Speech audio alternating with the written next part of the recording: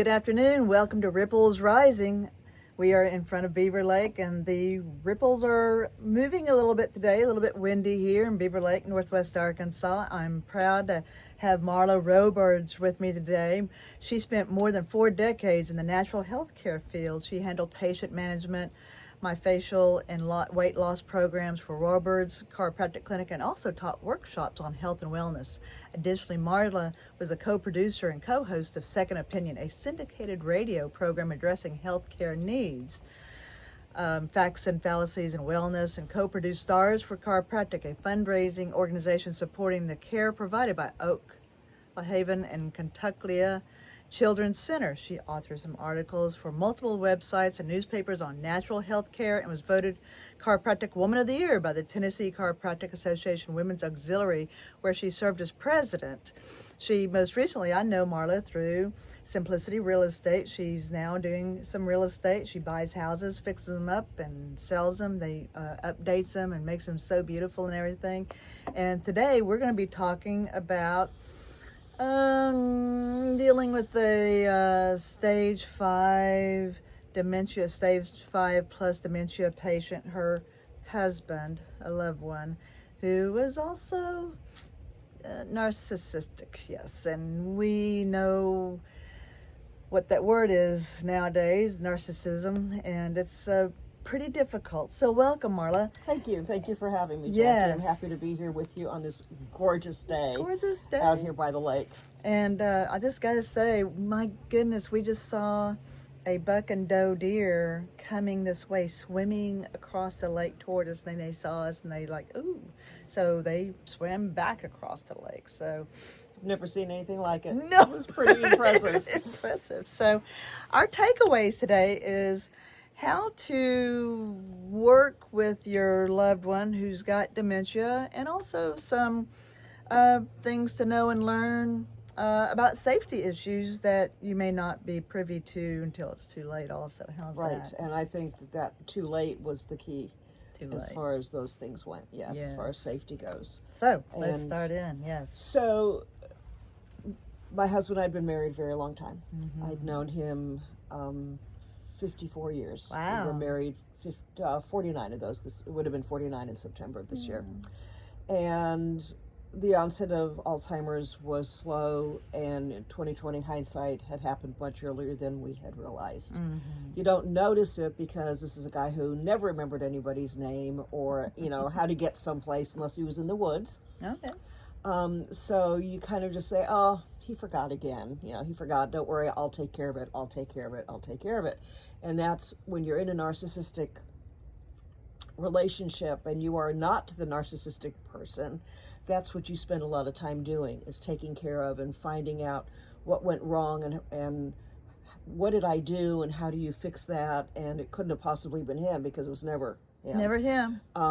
So how do you deal with that? And now all of a sudden we have somebody who has no memory, Yeah. who has no patience, who continuously repeats himself on a particular subject. We would call it dad's in a loop again. Dad's in the what? A loop. A loop. So the same subject matter over and over and over, and it would go on from basically sunrise to sunset, except that he had sundowners, so it was really sunrise to sunrise. And so much of it, you can't tell them they're wrong. No. You can't, you couldn't do it under the best of circumstances. No. So here we are in a situation where they can't possibly believe that they have forgotten anything. No. Or that they have mixed up a story. That's right. Or a memory. Don't correct them. Or, yes, it's hard enough under, again, normal circumstances. So here we have somebody who doesn't know they don't know. Yeah. Who doesn't know that they truly did forget, or they truly did mix up stories, or they got the wrong person, mixed up with something they've seen on TV because he kind of looks like him, and then trying to say, well, he's a bad guy. No, that's your best friend. No, he's a bad guy. So the hard thing, I think, for me was I was not his primary caretaker. I was one of 3 caregivers. And being the wife, of course, I'm the one who was there. Yes. I'm the one who was there all night long and during the day, and I had other people coming in and helping and living in the house and not living in the house. but the brunt of the emotional stress falls on the spouse. It does. And in my case, being the Oh, wife, I had, let me back up. Everybody says they don't know what they're doing. They're not responsible. They don't remember. They don't even know they don't remember. They don't know they have Alzheimer's. They don't understand that they are lost inside their own heads. Yeah. So they said, just don't take it personally. Don't take it personally that he has told you for the 16th time that day that he will never marry anybody because he's never found anybody worth marrying, that he doesn't know who you are. That was almost a release. It was like, okay, well, he doesn't know it's me that he's saying these horrible things to, that I was the cause of all the problems. You know, and then you don't sleep at night when they have sundowners. No. You know, if you're lucky, if you get 2 to 3 hours of sleep, and it's not consecutive. No. It's an hour, 30 minutes, 40 minutes, 15 minutes, and then they wake you up. I want to go home, or they go outside and set the alarm off, or they're looking for their car keys at 4 o'clock in the morning, and there's snow on the ground, and they're not, you know, they don't even know that it's too cold to be outside. No. So, you know, so your own brain isn't even functioning No, normally. no. You know, and yet people are saying, be patient. It's like, I can't be patient. I can't even think. You're in the midst of the fire. Oh, you are so in the middle of it. Yes. And yet you're trying, this is a loved one. This is somebody who stood by you when you birthed your children. Yes. And, you know, came when you had that car accident. Yes. And, you know, took your hand and walked you back up the aisle with, you know, promising you a life, and all of a sudden that's gone. Yes. And so is the person. And yet you still are expected Yes. to treat them as if they're the same person they were, and put up with things that most normal relationships would say, why are you there? Why are you staying? That's right. And then the answer is because he doesn't know he's doing it. But it doesn't make it any less painful. It does not. It makes it, and then again, you're exhausted, you're not eating well. You know, at this point, my blood pressure was high, the thyroid was shot, you know, the cholesterol was through the roof, the stress, you know, that the caregiver goes through, and the environment, their internal environment is as crazy skewed. as that person's. Oh, more so brain because is. you're supposed to be sane. You're the Yes, same person. you're the same handling all this, and this is a very important point is that the caregivers, we must take care of ourselves first so we can continue taking care of that person. And that's the bottom line, is when, you know, I lost my son in 2019 to cancer at 37 years old. And my husband was already in the early stages of Alzheimer's. But we didn't really notice, and we were so busy taking care of Ben, we didn't know that he was there. So when Ben got sick, I felt guilty getting my hair cut. I felt guilty going to get my nails done. I felt guilty stopping, you know, not going to the hospital for 20 minutes. And my girls would come in, my 2 daughters, and they would say, Mom, go. We've got this. Get out. That's right. So I learned a lot from that. You have to take care of yourself. I wasn't exercising. I wasn't eating right. I wasn't sleeping. We were sleeping in the hospital. We were sleeping in waiting rooms, you know, pushing 2 chairs together for weeks at a time. You know, so what I learned from that was that nothing is going to change if I go work out for an hour. No. Nothing's really going to change if I go to the health food store and get some good food to eat. Or I go home and take a shower. Or, you know, I go for a walk around the hospital or the rehab center. You have to take care of yourself. Yes. The bottom line is, and I've learned this the hard way because now I'm having to backtrack and take care of myself with much greater problems at a much older age than I did, you know, back in 2019. You know, things slow down, things change. So don't feel guilty about going and getting that haircut, doing something nice for yourself. Go get a massage or a reflexology. Get adjusted. Go get some acupuncture or whatever you need. Go out for dinner with your girlfriends. Have a glass of wine if that's your thing. Go eat that pizza. Take care of yourself. Take care of yourself. First. Yeah, that's the first thing, because you cannot take care of anybody, and you can't deal with the onslaught of emotional stress and abuse that many Alzheimer's patients seem to just throw around like Halloween candy. Halloween candy, You know, because and they're going to bite you first yes, because you're the closest. that's right.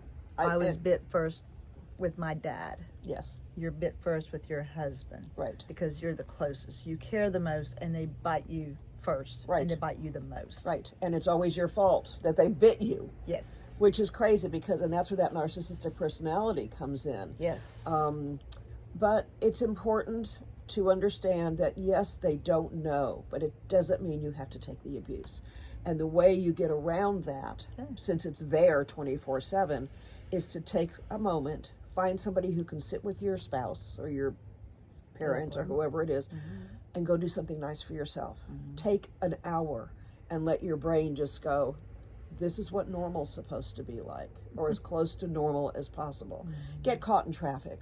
You know, go sit at a coffee shop and have bad coffee because, I mean, it's better than the alternative. It is. And, you know, and engage your friends. Engage your friends. Your friends want to help They you. do.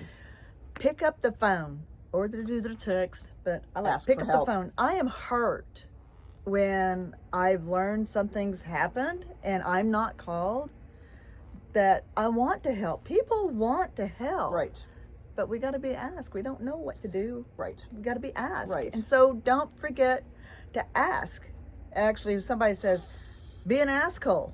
I've heard that before. Great Be an word. asshole. Yes, it is important to be one of those. You know, what I didn't do with Ben, because we depended on family, but what I did do with my husband was pick up the phone and call his best friend and say, I need 2 hours. Can you come just sit in the rehab center or sit in the hospital with him? Keep him company, because he recognized people. Yes. He didn't remember who they were. Yes. He just knew that he knew them. And I said, just come and sit with him so I can go home and take a shower, wash my hair, and I'll come back. Simple. You know, just simple things. Yeah. So you have to take care of you. You don't have to put up with the abuse. It was very easy to get into fights Yeah. because you're not dealing with The same. a reasonable, rational person. So let's talk about that, Okay.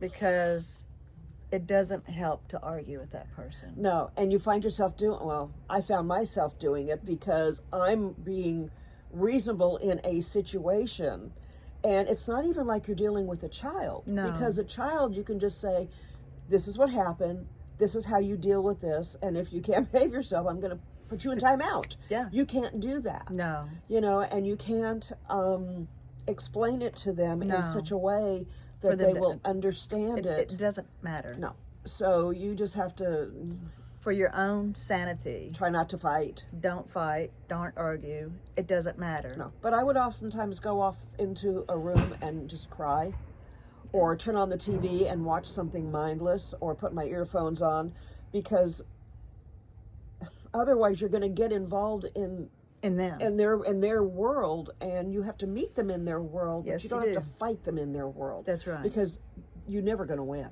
Never. You're never going to win. It's No. never going to be resolved.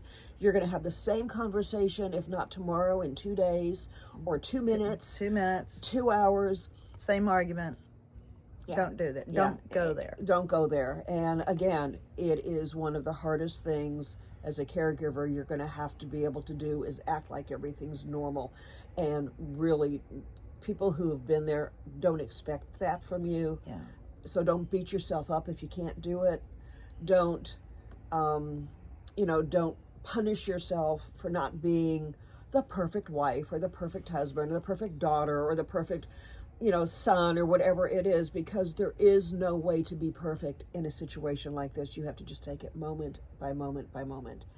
And you just we are pray. so much on the same page. You just because, pray that you Pray. get through the day and that you'll get a couple hours sleep. I remember, I started to interrupt you, Marla, but That's okay. a moment I remember, and I've kept that paper. I wrote all large, you're teaching me not to care about you. You're Yeah. teaching me not to care about you. Right. That's what I was learning, not to care. If I care less, I won't be hurt so much. You won't hurt. And that's the protective mechanism that goes up, is that you remove yourself emotionally from this horrible situation so that you don't hurt. Yeah. But it's like, I was talking to my acupuncturist the other day, and I said, I'm really mentally in a good place about losing him. Yes. And I said, but I just don't feel like the rest is caught up. He said, oh, your body, your brain's going to get there a lot sooner than your body is. Yeah. Once the damage has been done, yeah, you're going to have to now heal. So it was a process of you getting there. It's going to be a process for you to heal. Exactly, coming right back out of it again. Yeah. So the important thing is to have patience with yourself, especially because you can't always have patience with the person you're caring for.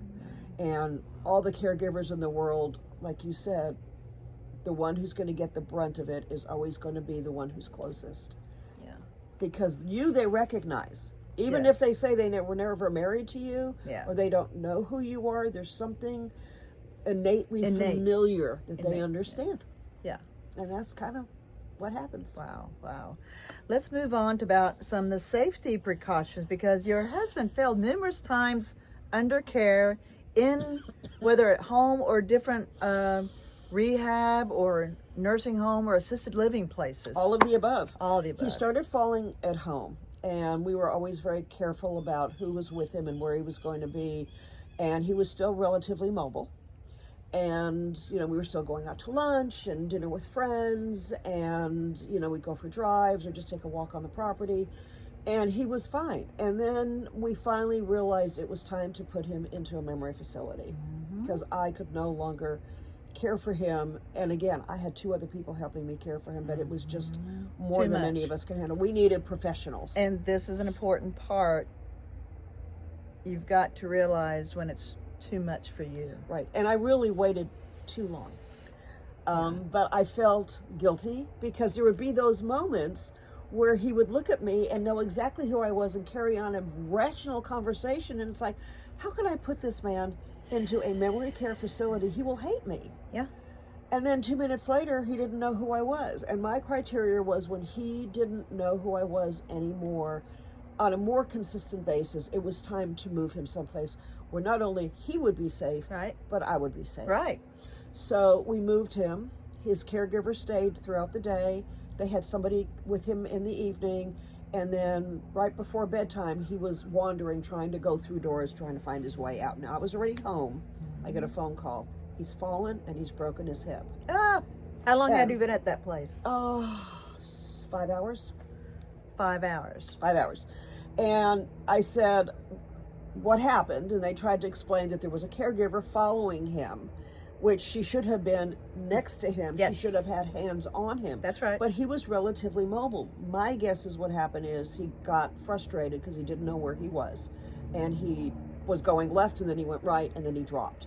And he fell right on his hip, broke his hip, had the hip replaced, did the surgery, stayed in the hospital, and that was a nightmare, because this is a man in our situation who never took medication. He had nothing else wrong with him. He had he was 84, no high blood pressure, no heart disease, no, sugar problems, nothing, because he was a product of his product as a natural health care provider. And, he was on all the nutrition and all the supplements and all the things. And so he was relatively healthy, except for the Alzheimer's. Yeah. So here's a man who now is in surgery. He's under anesthesia, which makes them even more confused and more crazy, and they have a tendency to become combative. Yes. Because they don't understand what's going on. So somebody comes in and starts doing things, he would grab them and say, what are you doing? Because he didn't even remember he'd broken his hip. Oh, yeah. So from there to rehab. He was at rehab less than 12 hours. He was in his wheelchair with a caregiver there, the one that I was paying to be there. He tries to stand up, doesn't remember he can't, falls again, dislocates the hip.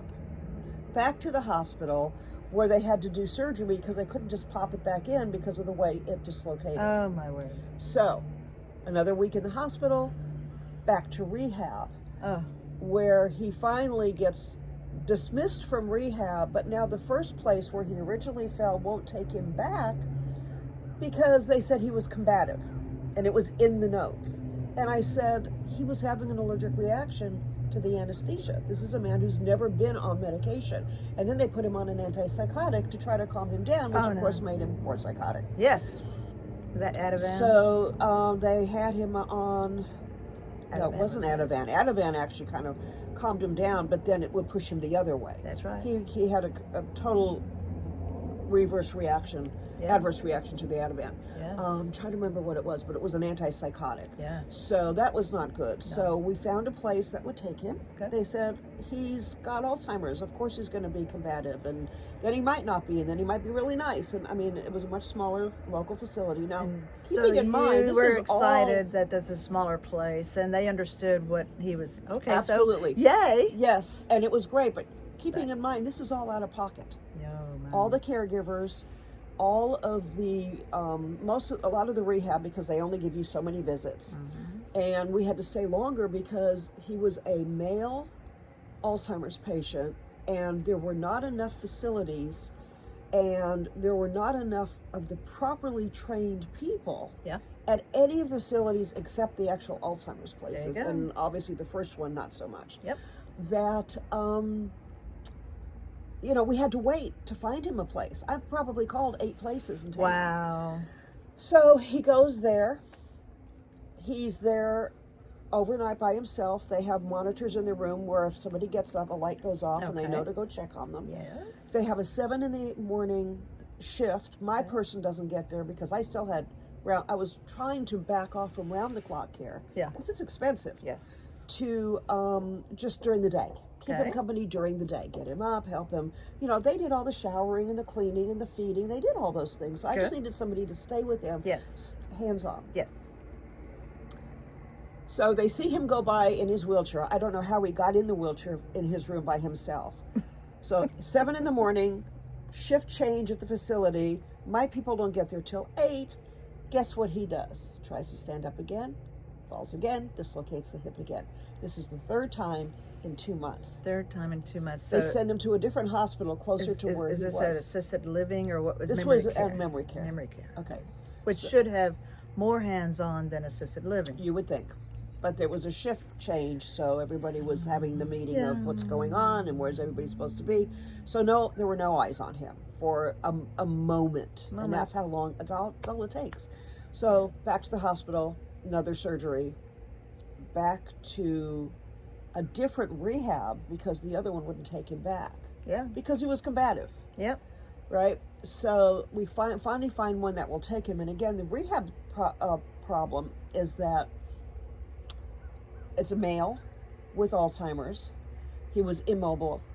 And they only have so many rooms because they only have so many trained people dealing with Alzheimer's patients to be there for him. Yeah. So and that's really a big problem because there aren't enough skilled nurses in Alzheimer's care.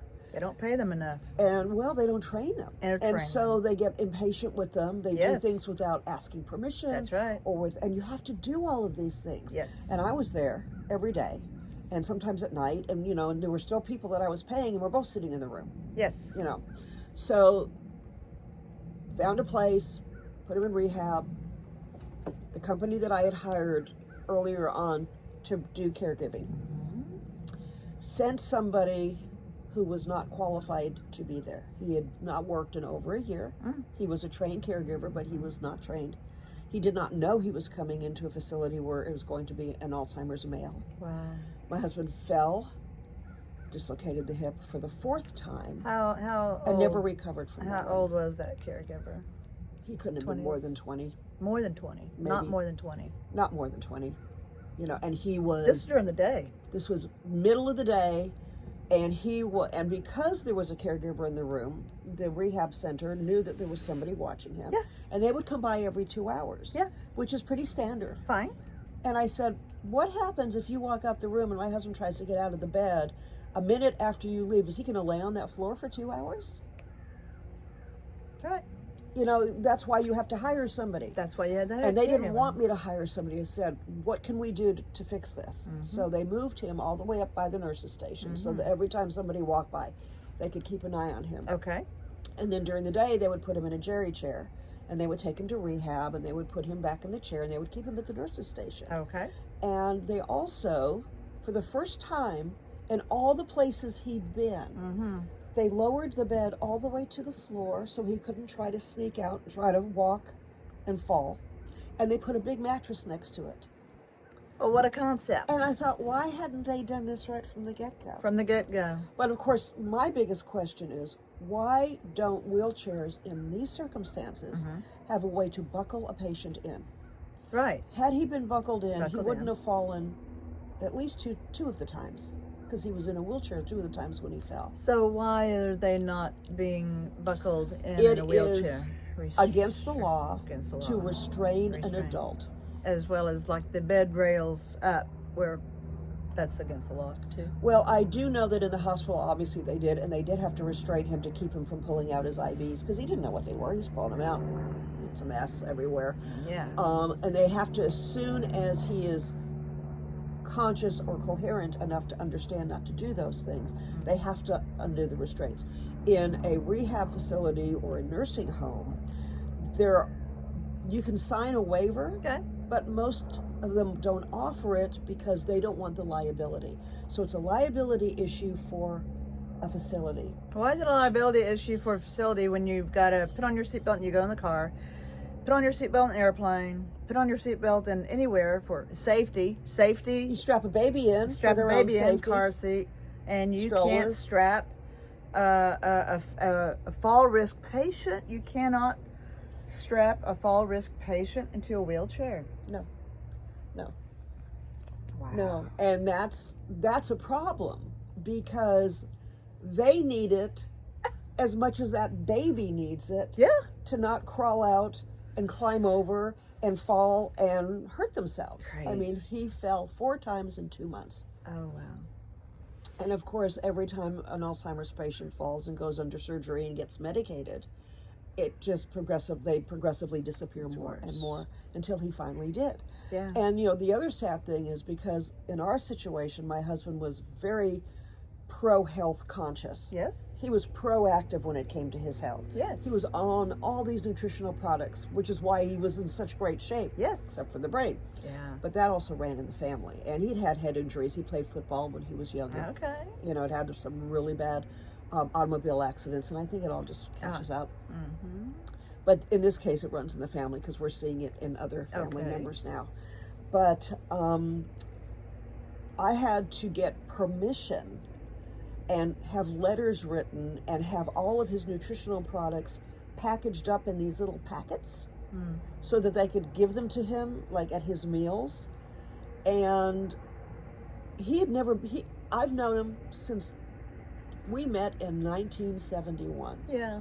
And I cannot tell you, in all of that time, I don't think I ever saw him take a medication No. or a drug for anything. He just wasn't that guy. No.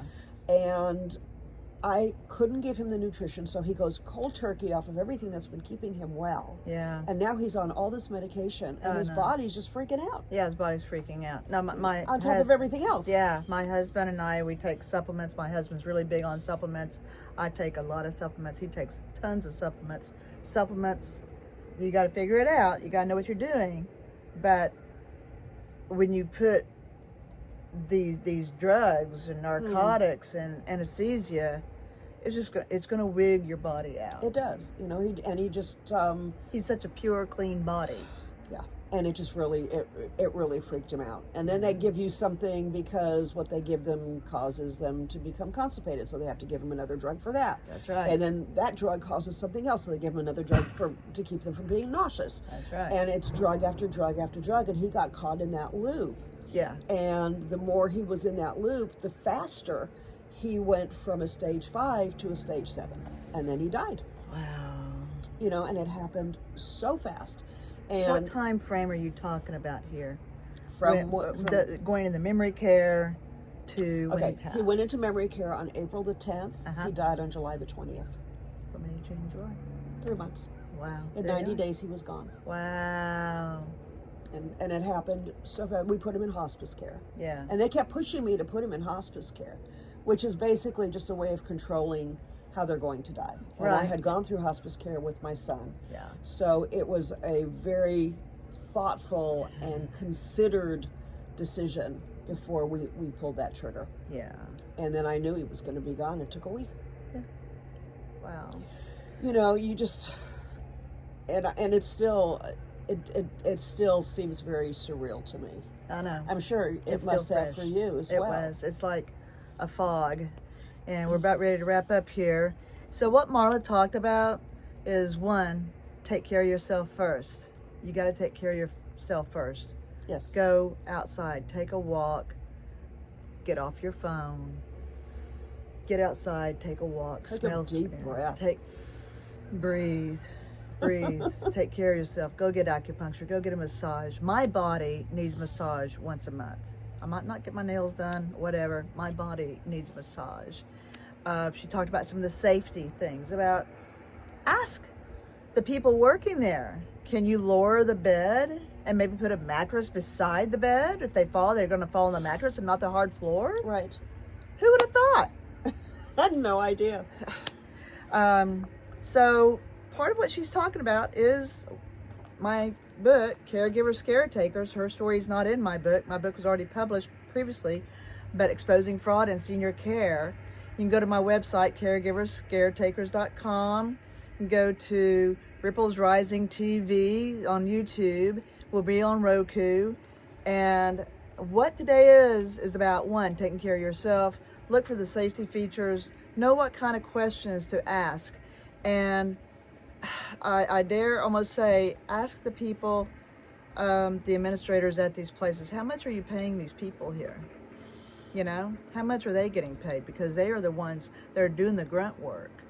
Are they paid enough to care? How about that? And are they trained enough? And are they trained? All right. Ripples Rising, empowering voices, creating waves of change. Thank you very much, Thank Marla. you for having me. This was so much fun. Okay. Thanks a lot. Bye-bye. Bye.